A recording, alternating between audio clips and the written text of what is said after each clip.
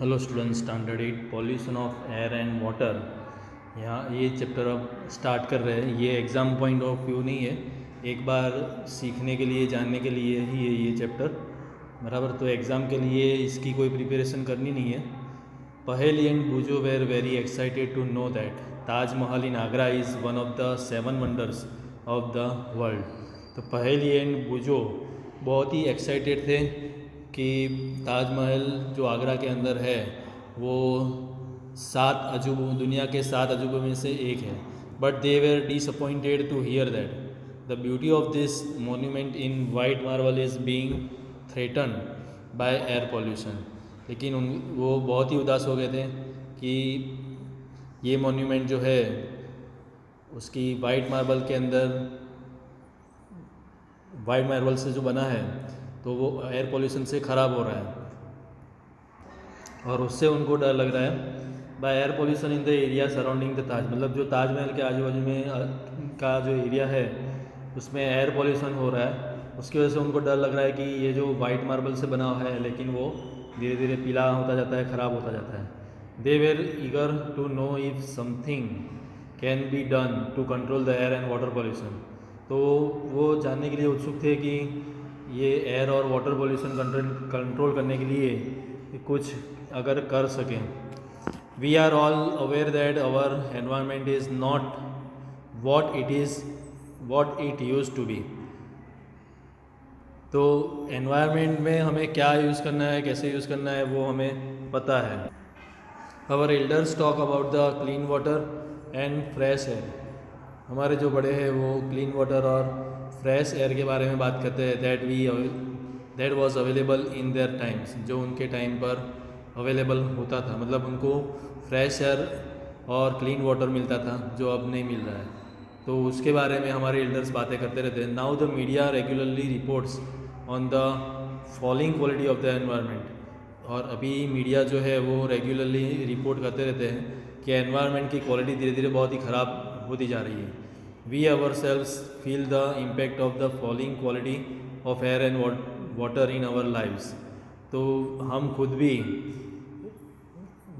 Air और water की ख़राब क्वालिटी होती जाती है, उसकी असर के बारे में भी बात करते रहते हैं, उसका असर देखते रहते हैं। The number of people suffering from disease of the respiratory system, right, मतलब बहुत सारे लोग रिस्पायरेटरी सिस्टम के डिसीज़ से सफ़र होते रहते हैं। For example is steadily rising.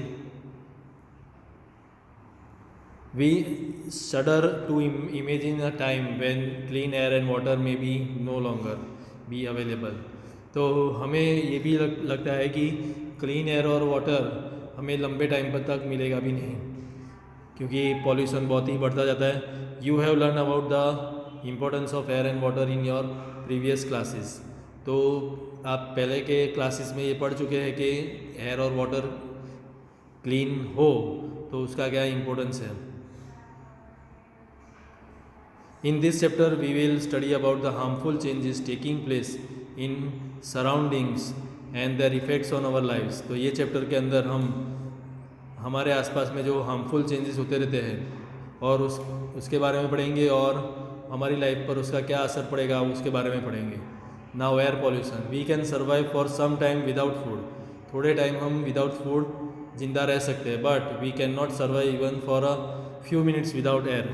लेकिन थोड़ी मिनट्स भी हम बिना एयर के जिंदा नहीं रह सकते। This simple fact tells us how important clean air is to us. तो ये सिंपल हकीकत हमें बताती है कि क्लीन एयर का इम्पोर्टेंट हमारे जीवन में क्या है। You already know that air consist of a mixture of gases. तो आपको पता है कि एयर बहुत सारे गैसेस का मिक्सचर है। By volume about 78% of this mixture is nitrogen. तो वॉल्यूम से हम देखेंगे तो ये मिक्सचर का 78% नाइट्रोजन है एंड अबाउट 21% इज़ ऑक्सीजन, और लगभग 21% जो है वो ऑक्सीजन है। Carbon dioxide, argon, methane, ozone and water vapour are also present in very small quantities. तो CO2, आर्गन, मीथेन मतलब CH4, ओजोन मतलब O3, वाटर वेपर तो H2O, ये सब बहुत ही कम क्वांटिटी के अंदर होते हैं। Okay, then activity 18.1, you may have covered your nose while passing a brick kiln emitting smoke. तो जो भट्ठी है जो स्मोक एमिट करती है, बराबर, तो उसके अगर पास से आप पास होंगे तो आपने अपना नाक कवर किया होगा। और started coughing while walking on a busy road, या तो बिजी रोड से आप पास होते होंगे तो आपने खांसी खाई होगी। On the basis of your experience compare the quality of air at the places given below.